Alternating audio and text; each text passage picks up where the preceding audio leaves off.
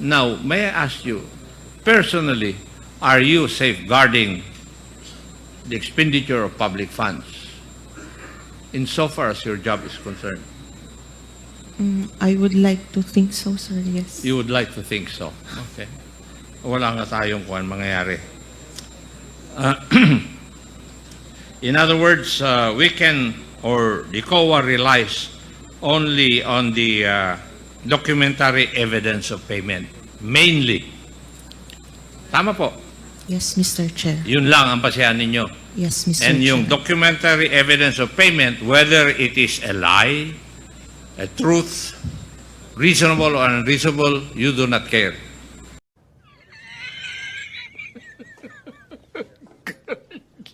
Good one. Of information.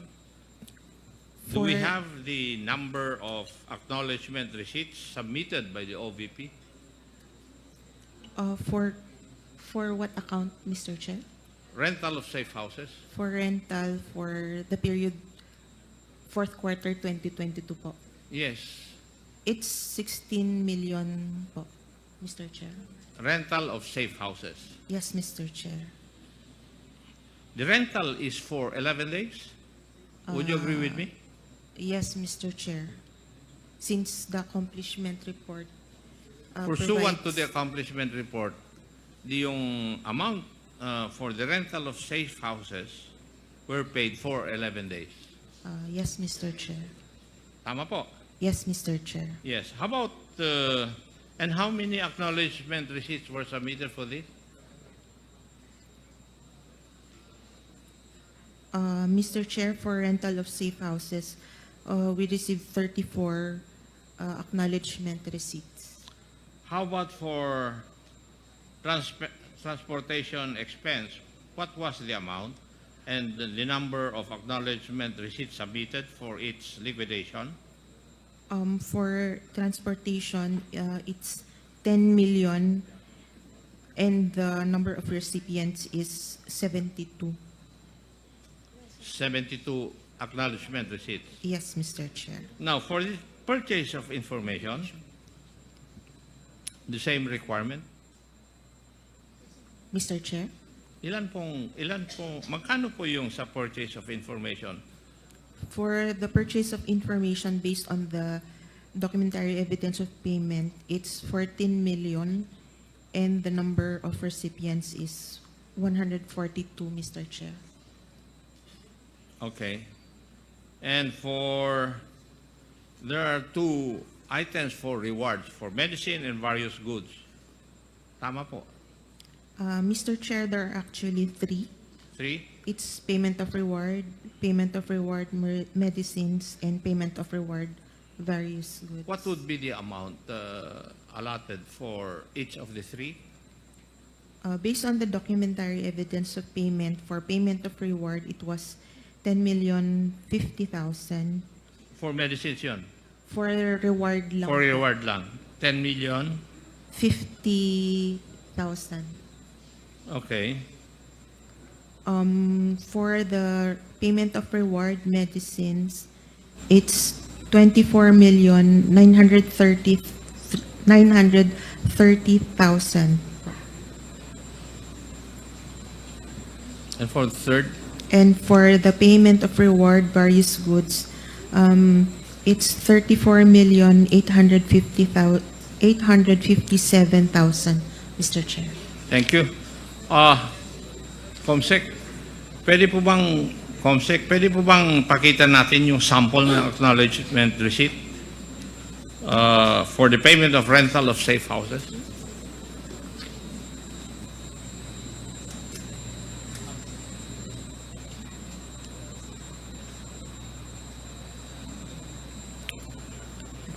Nakikita nyo, Attorney Camora, yung sample o yung actual acknowledgement receipts na sinabit ng OVP with the names, shall we say, not shown because of confidentiality. Tama po ba ito? Yes, Mr. Chair. Is there an acknowledgement receipt which acknowledge the amount of 500,000 pesos for the payment of rental of safe house? I will check, Your Honor. Mr. Chair, may I ask the question again? Meron po bang acknowledgement receipt amounting to 500,000 for the payment of rental of safe house? Meron po, Mr. Chair. Para sa isang safe house lang ito? We have no information, Mr. Chair. What we know is para sa isang recipient nung yung money paid po. If I asked you the question, yung 500,000 ba yun for 11 days or for 1 day? Since the accomplishment report says December 21 to 31, we think it's 11 days. For 11 days? Yes, Mr. Chair. For a single safe house? We have no information on how many safe houses that 500,000 was spent on, Mr. Chair. Sabi nyo kanina, rental of safe houses in the amount of 16M with 34 acknowledgement receipts. Is it logical for me to conclude na 34 safe houses ito? Mr. Chair, it just means that 34 people were paid for rental supplies, but we have Hindi, no... rental of safe houses. Hindi po rental of supplies. Sorry, Mr. Chair.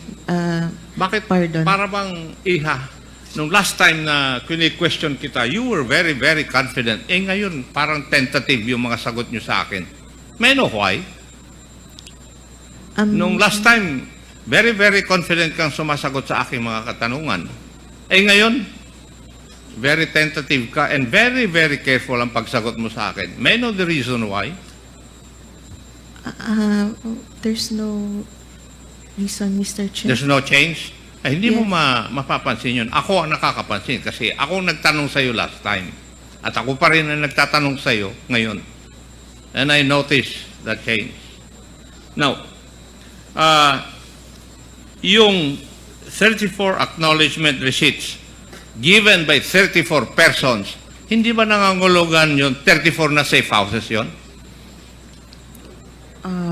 Yes, sir. There's information that one receipt may pertain to one safe house. Safe house. Okay.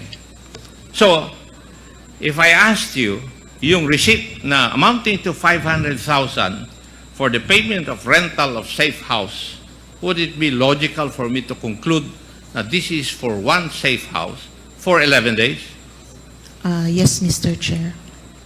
Para sa 11 days, yung 500,000 para sa isang safe house.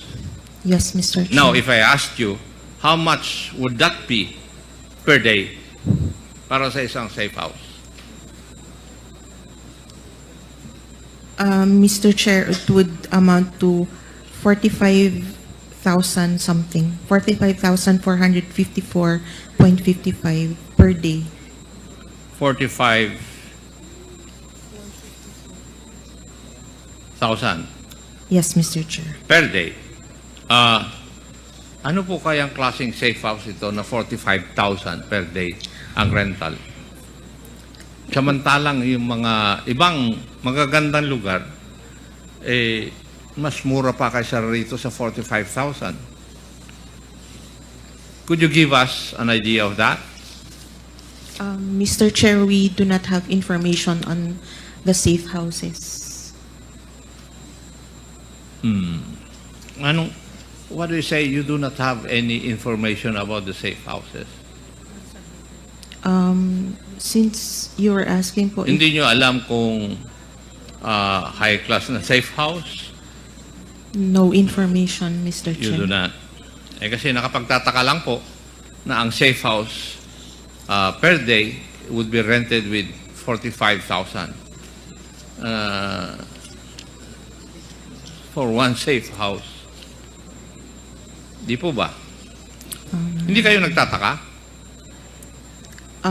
Yes, Mr. Chair, but since they have submitted the liquidation reports po. So, as long as an agency would submit yung mga receipts or acknowledgement receipts in their liquidation of the amount, wala na po kayong, you do not have the, shall we say, the wherewithal or the jurisdiction to find out whether the expenditures are reasonable or true? Are you trying to tell us that? It's more on the submission of the... It's more on compliance Yes, with the Mr. requirement. Chair. Yun lang. Yes, Mr. Chair. And you are supposed to be the guardian of the use of public funds. Mr. Chair, one of the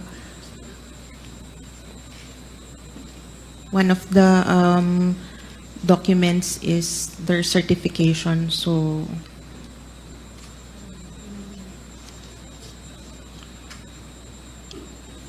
So yun, that is enough.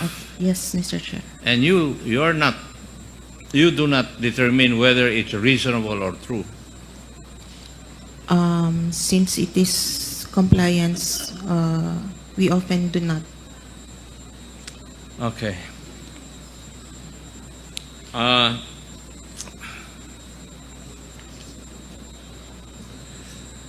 Yung pong pag-comply ng Office of the Vice President, as you have stated a while ago, in accordance doon sa joint circular,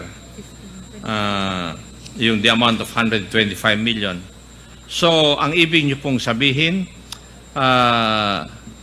nag-submit yung Office of the Vice President ng liquidation report, physical and financial plan, documentary evidence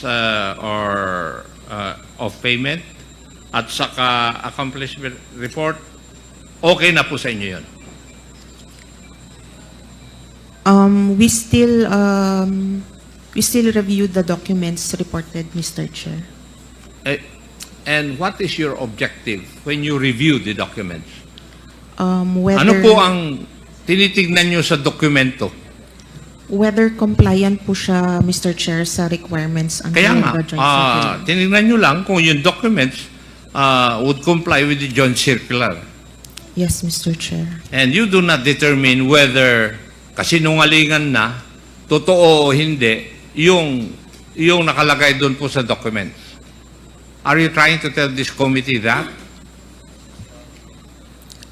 Mr. Chair, we have issued an ND on the... Hindi, sagutin nyo muna po yung aking katanungan. Para bang ang sinasabi nyo dito sa amin, dito sa committee na ito na nag-iimbestiga, na basta't na kompleto po yung mga dokumento required by the joint circular, okay na sa inyo. Pero sinabi ninyo na nire-review ninyo yung documents. Ano po yung hinahanap ninyo dun sa dokumento? Na it is also in accordance with form and substance? Ganun po ba? Yes, Mr. Chair, since And- prescribed din po sa joint circular ang Yes. forms. And you do not determine whether kasinungalingan, may katotohanan? Yun nakalagay po doon? We check the certification as long as the certification is there, Mr. Hindi Chair. naman po nyo sinasagot sa katanungan ko eh. Doon sa pagre-review ninyo, hindi kasali na i-review ninyo kung pwedeng totoo yung nilalagay doon o hindi. Mr. Chair, yung ano lang po, submission lang po talaga. Kaya nga, form and substance lang. Yes, Mr. Chair. Okay. Whether it's unreasonable, out of this world, you do not care. Unless it's really, really far-fetched. But, Mr. Chair, it's more on submission po talaga ng documents required. Yeah. Sige. I would just like to state na in the last hearing, you confirmed that the liquidation report, all the documents supposed to be submitted in accordance with the joint circular, for the amount of 125 million, nakalagay doon yung 14 million for the purchase of information, pero walang detalye ano yung mga informasyon na yon, or it does not even show how important those informations were. worth 14 million, yung 35 million for supplies na ginamit in 11 days. Hindi po katakataka yun? Mr. Chair, 35 million for supplies in 11 days. Hindi po kayo nagtaka doon? as long as they submitted po the Wala nga mangyayari sa atin. acknowledgement receipts. So long as they submit the acknowledgement receipts. Yes, Mr. Chair. Okay. Further, Mr. Chair, yung accomplishment report, it does not require further details po. And it is the only form under the joint circular. Okay. Hindi Which ko na they are po required. tinatanong. Kasi kung ganito po yung inyong patakaran, wala nga po kayong mababantayan. Di po ba? Mr. Chair, kaya po meron po silang certification yung head of Pero agency. may certification na, but you do not even determine whether the contents of the certification are reasonable or not. Whether they are true or not. You do not determine that. Yes, Mr. Chair, given the Yes. nature of the fund po. Yeah. Kagaya ng 40 million for medical and food aid, ilang kayang informant ang ginamot at binigyan ng gamot? In 11 days. 35 million. Hindi po kayo nagtataka? For supplies po, Yes. Hindi po ba? there Report were nyo kanina 69 for recipients. medical and food aid, 40 million. Di po ba? Yes, Mr. Chair. Yes. And for 11 days to be spent for medicine, medical aid. Hindi kayo nagtataka? Paano na-spend yun in 11 days? 5 of which are holidays. Mr. Chair, given the nature of the fund, that it's confidential. Doon po so, kayo bumabalik doon sa nature of the fund palagi eh. Yun ang otherwise, napapansin Mr. ko Chair, na doon kayo nagko-cover. Pero definitely, your job is to see to it that public funds are spent properly. I asked you that. yes, Mr. Chair. Yes. Now, may I ask you, personally, are you safeguarding the expenditure of public funds insofar as your job is concerned? I would like to think so, sir. Yes. You would like to think so. Okay. Wala nga tayong kuwan mangyayari. In other words, we can, or the COA relies only on the documentary evidence of payment. Mainly. Tama po. Yes, Mr. Chair. Yun lang ang pasihan ninyo. Yes, Mr. And Chair. yung documentary evidence of payment, whether it is a lie, a truth, reasonable or unreasonable, you do not care. That is what you're trying to tell us. It is since it's just compliance, sir. Kaya nga. In other words, para bang ang sinasabi nyo sa akin, I do not know how my other colleagues would take that, pero parang ministerial na lang yung trabaho nyo pala. If we read through the Yes. joint circular. That is sir, what you're trying to tell me. Okay?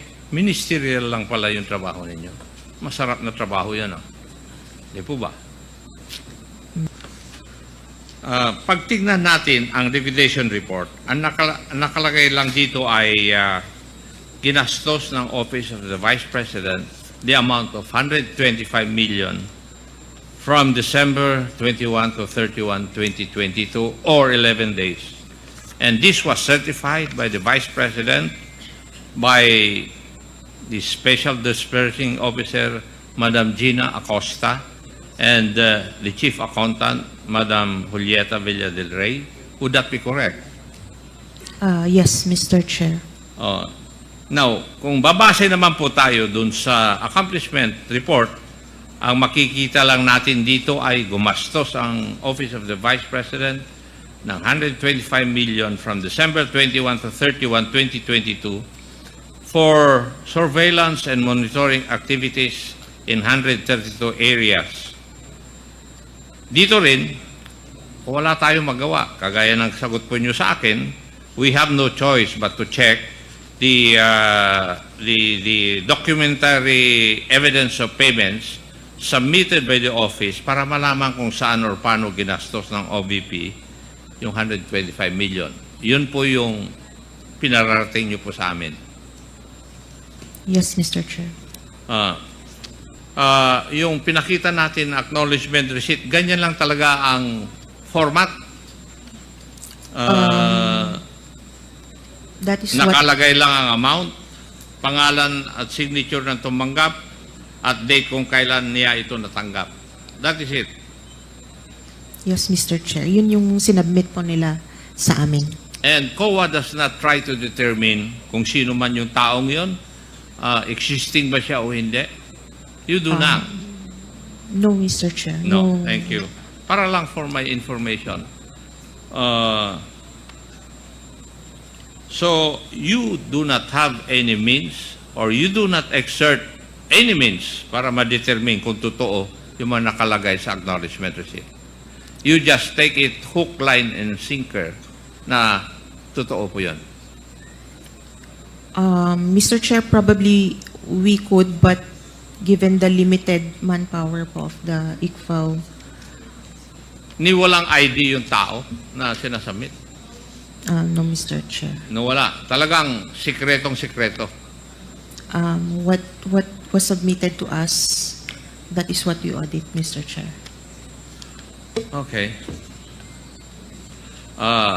Pwede ko rin ba i-conclude na walang paraan ang COA para malaman kung gagawa-gawa lang acknowledgement receipts na ito? If we base it on the joint circular, it is no. Pakisagot nyo po yung aking katanungan. Hindi ko po tinatanong yung tungkol sa joint circular or whatever. Ang katanungan ko po wala pong paraan na magagawa ang COA para malaman kung gawa-gawa lang ang mga acknowledgement receipts na sinubmit. Would my statement be correct? Yes, Mr. Chair. I beg your pardon? Tama? Tama po. Okay. Sa madaling salita, kahit na sabihin natin hindi naman talaga natanggap ng isang tao yung amount of 500,000 for the payment of the safe houses, kagaya na nakalagay kanina, hindi talaga sinusuri ng COA ito. Talagang hindi kasama sa inyong job description na suriin ito. In spite of the fact na sinabi nyo kanina na nire-review nyo naman yung mga dokumentong ito. Tama? Yes, Mr. Chair. Yes. Actually, hindi ito ang aking pinagkakabahala Kung tutuusin natin, at least, kung nakalagay dyan, Juan de la Cruz ang full name, pero may nakikita akong acknowledgement receipt sa mga sinabmit po ninyo na initials lang ang nakalagay. Instead na, for example, Juan de la Cruz, J. Cruz lang ang nakalagay na tumanggap ng amount of 500,000 for the payment of safe houses mula sa Office of the Vice President. Kung ganitong proof lang ang papasana sa COA, wala na talaga kayong paraan para matanong yung taong tumanggap ng pera. Di po ba? Yes, Mr. Chair. It is really yung pag sa Intel and Confif Fund po. There's no verification. Also, even if we have means right now, yung manpower po ng ICFAO cannot handle if alone itong si OVP, we cannot verify all those people, and we audit all confidential and intelligence funds for the whole country. So, hindi po kaya for now, Mr. Chair. You did not find it, shall we say, unusual for an amount or the amount of 125 million ay magamit po sa 11 days? Well, personally, malaki nga po siya, but Hindi. Personally, sinabi mo. yes po. Personally, you find it unusual? It could be na medyo malaki nga po yung amount. And hindi mo, wala kang ginawa? Since You they've found it unusual and yet wala kang ginawa? submitted all the requirements under the joint circular, Tama na. okay na po, Mr. Chair. Thank you, Mr. Chair. Marami pong salamat, Madam Kawa. Thank you. Oh, don't cry. Are you?